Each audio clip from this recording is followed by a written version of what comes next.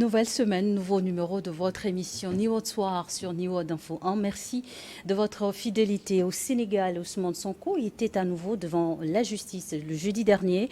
L'opposant poursuivi pour diffamation par le ministre du Tourisme sénégalais, Mame Mbaye Niang, dénonce une instrumentalisation de la justice pour l'écarter de la présidentielle de 2024. Lui, Magloire Kemayou, bonsoir. Bonsoir. Bienvenue dans le décryptage du jour. Vous êtes journaliste écrivain et président du Club de l'information africaine. Je le disais tantôt, Ousmane Sonko dénonce dans cette affaire une instrumentalisation de la justice pour l'écarter de la présidentielle de 2024. Selon vous, a-t-il raison de penser cela ? Il y a certaines choses, certains éléments qui peuvent le pousser à le penser. Je crois que c'est pour cette raison aussi que ces militants et surtout l'état-major de son parti, du PASTEF, se sont mobilisés pour opposer ce bras de fer à la justice. Parce que si éventuellement il était condamné dans ce dossier, il est évident que sa candidature pour l'élection présidentielle de l'an prochain serait à l'eau. Et donc, pour se donner toutes les chances d'être candidat, il faut soit repousser l'échéance, soit arriver à démontrer que ce qui lui est reproché n'est basé sur rien et qu'il est dans son bon droit par rapport à la déclaration qu'il a faite. Et c'est tout l'enjeu aujourd'hui du procès qui a été repoussé au 30 mars.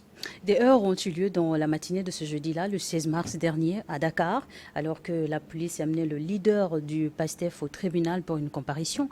La tension était montée cette fois avec des jets de pierres de manifestants et des tirs de gaz lacrymogène des forces de l'ordre. Alors, pourquoi est-ce que la police, à un moment donné, avait décidé de changer d'itinéraire ? La police s'est rendue compte qu'il y avait cette mobilisation des militants et que... Comme à chaque fois d'ailleurs. Comme à chaque fois, déjà pour le premier procès qu'il opposait à une fille qu'il accusait de viol, Ousmane Sonko avait été... on avait assisté à la même scène, c'est-à-dire des militants qui viennent protéger leur leader par rapport à la justice, ce qui est très compliqué pour les policiers en termes de maintien de l'ordre et de sécurité par rapport aux présumés coupables, enfin au leader Ousmane Sonko. Donc le fait est qu'aujourd'hui, toute affaire concernant Ousmane Sonko est considérée comme politisée parce qu'on a déjà vu sous d'autres cieux les affaires de justice être utilisées pour écarter des candidats à l'élection présidentielle. On l'a vu avec François Fillon, même s'il a pu se présenter. On l'a vu avec Dominique de Villepin, qui n'a jamais pu le faire. Il y a Alain Juppé, beaucoup plus loin encore dans le temps, qui n'avait pas pu se présenter. Donc, il y a cette crainte au sein de la population sénégalaise que ce soit juste un prétexte, d'autant plus qu'il y a des précédents au Sénégal. On avait vu avec Khalifa Sall, l'ancien maire de Dakar, qui n'avait pas pu être candidat. Ou Karim Ouad également. On a vu également avec Karim Ouad. Donc, quelque part, les militants du PASTEF et les soutiens de Ousmane Sonko se disent peut-être que les mêmes causes produiront les mêmes effets et que si la première affaire n'a pas pu aboutir, puisque jusqu'à présent, le procès n'a pas eu lieu et donc il n'y a pas eu de jugement, peut-être que le gouvernement s'est dit qu'en présentant les choses différemment, il arrivera à écarter un candidat à l'élection présidentielle de 2024. Alors, vous le disiez tantôt, c'est un scénario qui se reproduit, à chaque fois. Des opposants alpagués, accablés par des poursuites judiciaires à l'approche des élections. Est-ce que c'est une pure coïncidence ou il y a véritablement poursuite à faire ? Je ne sais pas s'il y a une part de hasard dans le calendrier ou une part de calcul dans ce qui a été fait par la justice. Toujours est-il que l'accusation est fondée. Est-ce que ça arrangerait une partie que la situation se présente comme ça ? Ça pourrait arranger le parti et surtout la coalition qui a porté Macky Sall au pouvoir de ne pas avoir ce candidat qui est arrivé presque en inconnu parce que c'est un inspecteur des impôts. Même s'il a été député, qu'il a été élu récemment maire de Thiès, il reste quand même un nouveau venu sur la scène politique, mais un nouveau venu qui est très actif et dont les militants sont encore plus actifs dans leur soutien au point d'aller faire le bras de fer avec les forces de l'ordre et de sécurité. L'opposant Ousmane Sonko est poursuivi pour diffamation de faux et usage de faux par le ministre sénégalais du Tourisme, je le disais. Vous pouvez nous rappeler les circonstances ? Quelles étaient ces déclarations sur le dossier de gestion de fonds ? Alors, c'est une gestion de fonds à destination des jeunes. dans laquelle le ministre actuel du Tourisme était impliqué. Parce qu'il était ministre de la Justice à l'époque. Absolument. Et donc, il était... Non, ministre de la Jeunesse plutôt. De la Jeunesse, oui. Et il était... Le rapport dont parle Ousmane Sonko n'est pas encore public. Et il disait que ce rapport a été rendu par une institution dont je n'ai pas la dénomination précise. Or, c'est plutôt une autre institution qu'il avait fait. Et donc, à partir du moment où il s'est trompé sur le nom de l'institution, mais qu'il affirmait avec beaucoup d'autorité qu'il a le document prouvant que cette accusation existe, il a été attaqué en justice. Maintenant, il faut voir jusqu'à quel point il y a eu de la bonne ou de la mauvaise foi de sa part dans les informations qu'il a. Puisque le ministre réclame à l'opposant des preuves. Oui, absolument. Il réclame des preuves. Et si déjà il s'est trompé sur le nom de l'institution qui a émis le rapport, il est fort possible que sur les conclusions et sur les chiffres, il se soit également trompé et que cela puisse nuire à son image. C'est pourquoi il parle de diffamation. Mais après, c'est au travail de justice d'établir la part de vérité de l'un ou de l'autre. C'est pas de la parole de l'un contre la parole de l'autre. Il y a effectivement des problèmes par rapport à la gestion de ces fonds-là, mais pour le moment, rien n'a encore été officiellement établi. Et donc, peut-être qu'à travers le procès qui est prévu pour le 30, finalement, si jamais Ousmane Sonko était en état d'aller à son procès, puisqu'il se plaint de douleurs au ventre et d'être dans un état de santé qui ne lui permet pas de se présenter devant les juges, s'il pouvait se présenter, peut-être qu'on aurait toute la lumière sur la gestion des fonds et les accusations portées. Justement, le parti de l'opposant réclame, en tout cas, demande son évacuation sanitaire. Et comment est-ce qu'il va? Pour le moment, on sait qu'il a des douleurs au ventre, on sait qu'il s'est plaint d'étourdissement et que de façon générale, son état de santé, vu qu'il a, les forces de l'ordre ont utilisé du gaz lacrymogène pour disperser la population avant de l'extraire de la foule qui l'accompagnait. Peut-être qu'il y a eu de la violence, peut-être qu'il y a eu autre chose, peut-être c'est juste un malaise par rapport aux produits qu'il a absorbés. On n'en sait rien encore. Mais son avocat, lui, aurait déjà été évacué pour les mêmes... Oui. Mais ce qui est sûr, c'est que pour le moment, on ne peut pas savoir s'il simule d'être en mauvaise santé ou pas. Comment le savoir? On ne peut le savoir qu'en l'inspectant. Il y a un médecin qui l'a inspecté. Sur place, au Sénégal. Mais comme il y a le secret médical, le médecin ne peut pas rendre le diagnostic public pour le moment, à moins que Ousmane Sonko et ses militants ou son état-major décident de rendre public les conclusions du médecin qui l'a examiné. Pour le moment, on ne sait pas dans quel état il est complètement. On s'en tient à ce que disent ses militants et son état-major. Ousmane Sonko était déjà accablé par une affaire de viol. En plus de celle-ci, s'agit-il de procès à haut risque pour son avenir politique? À haut risque au regard du calendrier électoral. C'est-à-dire que s'il n'était pas un candidat potentiel à l'élection présidentielle, il n'y aurait pas un véritable risque pour lui. C'est un justiciable comme un autre. Quand vous êtes accusé, vous vous présentez devant la justice et c'est une affaire de preuve contre preuve. S'il y a suffisamment de preuves à charge contre vous, vous êtes inculpé et condamné. S'il n'y en a pas, vous êtes blanchi et la vie continue.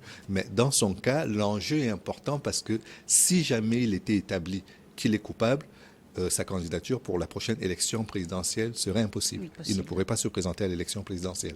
Et ça, c'est un vrai enjeu à la fois pour lui en tant que leader politique et pour ses militants en tant que formation politique. Ousmane Sonko draine du monde, visiblement. À chaque fois, il y a des millions de personnes qui sont dans les rues pour lui exprimer leur soutien, notamment la jeunesse. C'est suffisant pour en faire un véritable challenger pour le président Macky Sall dans les urnes? Dans le rapport de force à la rue, dans la rue, c'est très important parce qu'il y a eu un communiqué du parti de la majorité qui soutient le président Macky Sall, qui s'est félicité que le parti, le PASTEF, n'ait pas réussi à empêcher la justice de faire son travail. C'est dire à quel point il y a une vraie rivalité aujourd'hui dans la bataille de terrain, de l'occupation du terrain, pour montrer qu'on est capable de tenir un rapport de force. Donc pour le PASTEF, il fallait cette démonstration de force pour montrer qu'Ousmane Sonko n'est pas seul et que tout ce qui lui arrive est surveillé et qu'il est protégé par ses militants et tous ses soutiens. Ça, c'est d'une part. D'autre part, pour le président Macky Sall et pour le gouvernement sénégalais, il est important que la justice passe. Il y a une séparation des pouvoirs, même si elle semble plus fictive que réelle. Il y a une séparation des pouvoirs entre l'exécutif et le judiciaire, et chacun de ces pouvoirs travaille de façon indépendante. Donc, il n'a pas à s'ingérer dans la manière dont la justice traite le dossier d'un Sénégalais, fût-il leader politique. Cependant, encore une fois, on a vu à plusieurs reprises... Mais au nom de la démocratie, en tant que leader politique, il a le droit de s'exprimer et un droit de regard un peu sur la gestion. Oui, bien sûr. Tout le monde a le droit de s'exprimer et surtout les leaders politiques, puisque ce sont eux qui donnent le là du soulèvement ou du ralliement des populations. Mais ce que je voulais relever, c'est qu'ici, on est dans une affaire de justice et que cette affaire de justice est d'autant plus délicate que l'on est à la veille d'une élection présidentielle importante dont on ne sait pas si le président sortant sera candidat à sa propre succession ou pas, et où on a l'impression qu'on écarte déjà un candidat qui pourrait être une vraie force de déstabilisation. Oui, justement, le président Macky Sall ne s'est pas prononcé, on ne sait pas s'il sera candidat ou pas, mais à Dakar, les Sénégalais le disent, c'est peut-être parce que le président veut se présenter pour un troisième mandat, mais est-ce que c'est envisageable pour Macky Sall? Oui, c'est envisageable puisqu'on a vu que son prédécesseur avait été chassé justement parce qu'il se présentait pour un troisième mandat, le président qui l'a précédé. Et donc, il demandait à avoir un mandat un peu plus court qu'un mandat ordinaire, juste pour aller au bout de ses chantiers. Mais ça n'a pas été accepté. Les Sénégalais n'ont pas accepté qu'il en soit ainsi. Et je crois que si le président Macky Sall s'entêtait à être candidat à l'élection présidentielle, il lui arriverait exactement la même chose qu'à son prédécesseur. Mais c'est vrai qu'il y a eu aussi, en dehors de ça, dans un pays voisin, en Côte d'Ivoire, le président Alassane Ouattara qui avait dit qu'il ne serait pas candidat à une élection présidentielle, mais finalement, il s'est présenté pour un troisième mandat. Donc certains peuvent se dire, vu qu'ils appartiennent à la même famille politique des libéraux, peut-être que ce qui s'est produit en Côte d'Ivoire sans poser trop de problèmes peut se poser au Sénégal, même si pour l'image de la démocratie sénégalaise et pour le Sénégal, ça peut être catastrophique en termes d'image. C'est peut-être pour cette raison que les leaders politiques et surtout leurs militants sont descendus dans la rue pour soutenir le leader Ousmane Sonko. Pour revenir à la demande de son parti, le PASTEF, l'évacuation des hommes politiques en Afrique, c'est toujours d'actualité. Le Bénin, par exemple, a pris une décision ferme par rapport à cela. Pourquoi est-ce que les leaders continuent de faire le choix d'aller se faire soigner à l'étranger alors qu'il y a des médecins ou le système mis en place en Afrique? Il y a plusieurs grilles de lecture. La première grille de lecture peut être le problème de confiance. C'est-à-dire autant les gens ne font pas confiance à la justice, autant certains ne font pas confiance au système sanitaire tel qu'il existe dans nos pays actuellement. Ils estiment que soit ils pourraient être empoisonnés, soit... Enfin, il y a une crise de confiance entre les hommes politiques et le système sanitaire. C'est la première explication. La deuxième, c'est que parfois, les plateaux sanitaires ne sont pas toujours très bien équipés pour prendre en charge certaines maladies. Et donc, pour ça, les leaders préfèrent sortir et aller se faire soigner à l'extérieur.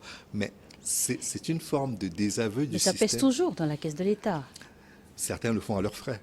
D'autres le font aux frais de l'État. Mais dans tous les cas de figure, si on estime qu'on est leader du pays et qu'on veut montrer l'exemple, par moment, il faut faire confiance également aux médecins du pays pour montrer que nous sommes dans un pays qui est capable de s'occuper de ses citoyens en termes de sécurité et en termes de santé.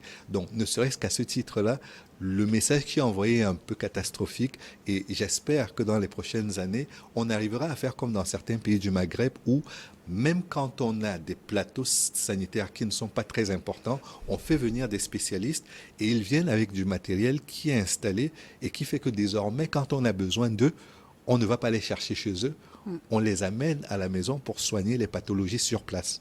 Et j'espère que nos pays arriveront également à cette discipline, à cette espèce de patriotisme qui fera que nos plateaux sanitaires soient mieux équipés, non pas seulement pour les leaders, mais que ça profite également à tous les citoyens qui ont des problèmes de santé et qui voudraient pouvoir être soignés dans les hôpitaux et les cliniques de leur pays. Dans le cas Ousmane Sonko, vous le disiez tantôt, il faut encore attendre un bilan sanitaire sur place pour évaluer l'état actuel de l'opposant politique. Mais est-ce qu'il y aurait des situations qui pourraient empêcher Ousmane Sonko de sortir du Sénégal pour aller se faire soigner? Oui, à partir du moment où il a un procès qui lui pend au nez, on peut lui interdire la sortie du territoire jusqu'à ce que l'affaire ait connu son terme. Donc, il n'est pas exclu qu'on puisse, par exemple, euh, l'empêcher de sortir parce que déjà récemment, je pense, il y a un an, il devait venir à Lomé pour une conférence et il n'a pas pu sortir parce que son passeport lui avait été retiré. Mais est-ce il est à nouveau rentré en possession de son passeport ou non? Je ne sais pas, je ne pourrais pas vous répondre là-dessus, mais je crois que ce sont des choses qui se savent. Si jamais son passeport est confisqué, il rendra cela à public. Et pour le moment, comme il n'a pas communiqué dessus et que personne dans son entourage ne l'a fait, je suppose qu'il est encore en possession de son passeport et qu'il est libre de ses mouvements, y compris pour quitter le territoire sénégalais. Le président Macky Sall pourrait-il inviter l'opposant au dialogue ou pour trouver une issue à ces situations dans le pays, notamment au nom de l'image peut-être de... Non, cela m'étonnerait, parce que s'il le faisait, il validerait le fait que c'est lui qui a télécommandé soit ce procès, soit les procès précédents. Et quand je dis les procès précédents, c'est celui dans lequel Ousmane Sonko est accusé de viol, c'est également celui de Khalifa Sall. C'est une affaire de justice et non politique. C'est une affaire de justice, et donc s'il veut que les institutions fonctionnent normalement, il doit se tenir à l'écart de cela et attendre peut-être qu'un jugement soit rendu et qu'éventuellement il ait besoin de faire jouer la grâce présidentielle pour absoudre Ousmane Sonko si éventuellement il est convaincu de culpabilité dans l'affaire qui le concerne. Merci beaucoup, Luma Gloire Kemayou, d'avoir accepté notre invitation.